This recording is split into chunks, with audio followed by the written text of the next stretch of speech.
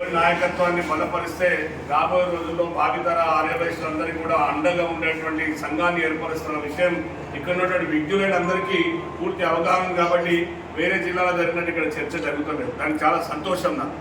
ఎందుకంటే ఒక్క ఓటు ఉందా, 10 ఓట్లు ఉన్నాయా, 20 ఓట్లు ఉన్నాయా ముఖ్యం కాదు. గెలవడానికి ఓడిపోవడానికి ఒకటే ఓటు ముఖ్యమవుతుంది. కాబట్టి మీరందరూ కూడా చాలా మంచి వాతావరణంలో ఈ సమావేశాన్ని ఏర్పాటు చేసి అందరూ కూడా అన్న ఏం చెప్తాడు, వచ్చిన వాళ్ళు ఏం చెప్తారు, అసలు అన్నకి ఎందుకు ఓటు వేయాలి, ఇవన్నీ విషయాలు ఆలోచిస్తున్నారు. కాబట్టి చాలా సంతోషం. ఇంతకుముందు ఆదిరన్న చెప్పినట్టు, సోదరుడు రామకృష్ణ గారు చెప్పినట్టు ఇక్కడ 10 సంవత్సరాలు 12 సంవత్సరాలు మటనే కాదు. ఇక్కడ ఇప్పుడు మన మండలం ఎలక్షన్ పెడితే మండలంలో ఉన్న విలేజ్లలో ఎన్నికల అవసరం ఉందని పెట్టుకొని మండల ఎలక్షన్ పెడతారు. మండల ఎలక్షన్ అయిపోయిన తర్వాత జిల్లా ఎలక్షన్ పెడతారు. ఏదన్నా మండలాన్ని ఉత్తగా వదిలేదు, కన్వీనర్లను పెట్టి జిల్లా అధ్యక్ష ఎన్నికలు పెడతారు. అట్లాంటిది రాష్ట్ర అధ్యక్షుల ఎన్నికలు కావాలంటే 33 జిల్లాలు లేకుంటే ఫస్ట్ టర్మ్ 5 సంవత్సరాలు ఆ గవర్నమెంట్, తర్వాత 33 జిల్లాలు వచ్చినాయి.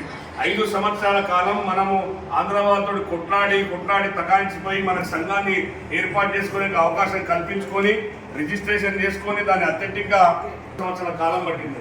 అప్పటికి పూర్తిగా ఆర్యవైశ్య మహాసభ, తెలంగాణ రాష్ట్ర మహాసభ కార్యవర్గం పూర్తిగా లేకుండే. అన్న కన్వీనర్ ఉండే మొదలు, తర్వాత అందరం కలిసి మన అధ్యక్షుడిని చేసుకున్నాం మనం. ఆ తర్వాత రాని వచ్చింది, కరోనా వచ్చింది, 33 జిల్లాలు ఏర్పడ్డాయి. మళ్ళీ మొదటికి వచ్చింది కథ. 33 జిల్లాలు ఏర్పడ్డాక మన అన్ని జిల్లాలకు కార్యవర్గాన్ని రూపొందించుకొని అయితే కోర్టు కేసులో ఎలక్షన్ కాలేదు. కొన్ని జిల్లాలు అయితే అసలు వాళ్ళు అర్థం కాకుండా కన్వీనర్గా ఉండి ఎలక్షన్ చేయలేదు కొత్త జిల్లాలకు. ఇవన్నీ అందరినీ సంజాయించి అందరినీ ఏకతాటిపైకి తెచ్చి ఇంత సమయం పట్టింది. ఈరోజు అన్న ఎన్నికలకు పోలేదు పిచ్చి బాగుడు వాళ్తారు. ఇప్పుడు అధికారమే పరమావధిగా పనిచేయడానికి అయితేనేమో ఎన్నిక పెట్టాలి, మాకు అర్జెంట్ ఉంది అనున్నది. ఇది ఇంతమంది జిల్లా అధ్యక్షులు, కార్యవర్గము, ముఖ్యమైన నాయకులు అందరూ కూడా ఎన్ని రాష్ట్ర కార్యవర్గ సమావేశాలు పెడితే అన్ని కార్యవర్గ సమావేశాల్లో అన్న ఉండాలని మేమందరం తీర్మానించిన తప్ప ఆయన ఉంటా అని ఏ రోజు కూడా అనలేదు. మొన్న కూడా ఇంతకుముందు సోదరుడు రామకృష్ణ చెప్పినట్టు అన్న ఉండా అని చెప్పిండు. నేను ఆర్యవైశ్య సంఘం తెలంగాణ సంఘం ఏర్పడడానికి ఇంత కృషి చేసిన, ఏర్పడిన తర్వాత మనోళ్ళందరినీ అవకాశాలు కల్పించి రాష్ట్ర కార్యాలయంలో పెట్టిన 5 ఎకరాల స్థలం వచ్చేందుకు అన్ని రకాలుగా తోడ్పాటు చేసి ముందుండి ప్రభుత్వంతో మాట్లాడి స్థలాన్ని ఏర్పాటు చేసిన తర్వాత అక్కడక్కడ వైశ్యులకు ఏదైనా ఇబ్బందులు అయితే ఇమీడియట్గా అంబులెన్స్ పోయినట్టు కొన్ని జాగాలకు.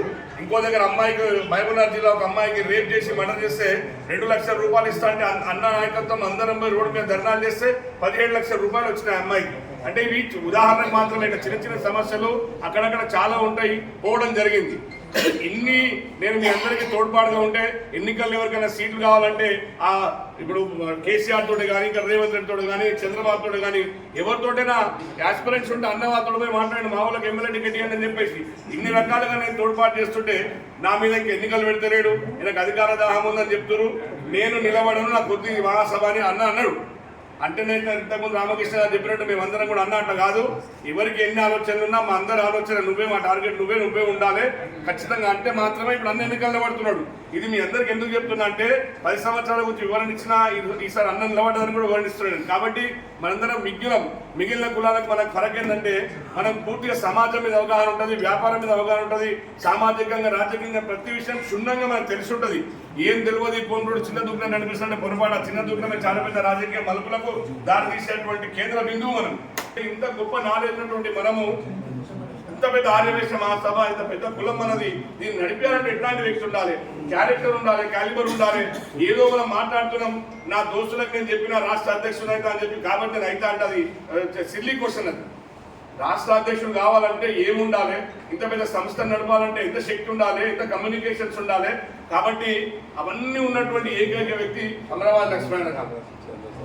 ఎందుకంటే మనకు ఎన్ని రకాలుగా నువ్వు ఇది కావాలన్నా మీరు ఫోన్ చేసి అజమాయించండి. అది 10 కూర్చున్నది 20 కూర్చుంది సిల్లి, అది మాట్లాడే మాట కూడా కాదు. మనసు ఉంటే మార్గం ఉంటుంది. ఏదైనా కూడా మనకు అన్న మీద ఇష్టం ఉంటే కుర్చీలతో పని ఏముందమ్మా, మనకు అన్నతోటి ఇష్టం ఉంది, అన్నయ్యతో పనిచేయడానికి ఉన్నాం, ఆయన మార్గదర్శనంలో పనిచేయడానికి ఉన్నాం. కాబట్టి దయచేసి మిత్రులందరూ ఇక్కడ ఉన్నోళ్ళే కాదు, మీరందరూ గమనించాలి.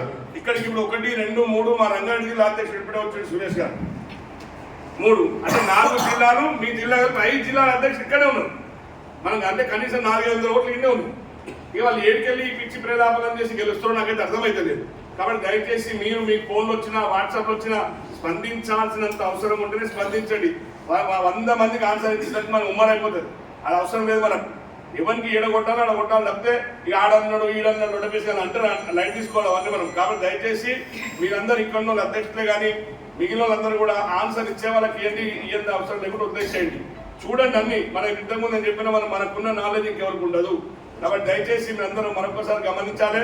ఎందుకంటే ఇప్పుడు ఎన్నికలే ఒకటే కాదు, మనకి సంఘం పటిష్టం ఉండాలి. మన పెద్దలు పెట్టినటువంటి సంస్థ 100 సంవత్సరాల చేతిగా సంస్థ ఈరోజు మన నాయకత్వాన్ని ఇంత బలపరిచింది. రాబోయే రోజు ఇంకా చాలా స్పీడ్ కాలం ఉంటుంది. ఇప్పుడు ఎంత మనం స్ట్రాంగ్ చేస్తే భావితరాలకు ఆర్యవైశ్య మహాసభ మార్గదర్శనం చేస్తున్న విషయాన్ని మనం గమనించాలి. కాబట్టి రాబోయే మన తరాలకు మంచి భవిష్యత్తు ఉండాలి సంఘం ద్వారా. అంటే ఈ రోజు పునాది చేసుకుంటున్న మన ఈ సంస్థకి అమరవారి లక్ష్మీనారాయణ గారి నాయకత్వం అవసరం ఉంది. కాబట్టి అమరవారి లక్ష్మీనారాయణ గారి నాయకత్వాన్ని బలపరిచి మీ 18 ప్లస్ ఇంకా మీకు అవకాశం ఉన్న దగ్గర మీ వంతు పని కూడా చేసి అందరినీ వేరే వాళ్ళని ఇన్ఫ్లుయెన్స్ చేసే విధంగా మీరు అందరూ పనిచేస్తారని ఆశిస్తూ సెలవుస్తాను. జై హింద్, జై వాసవి.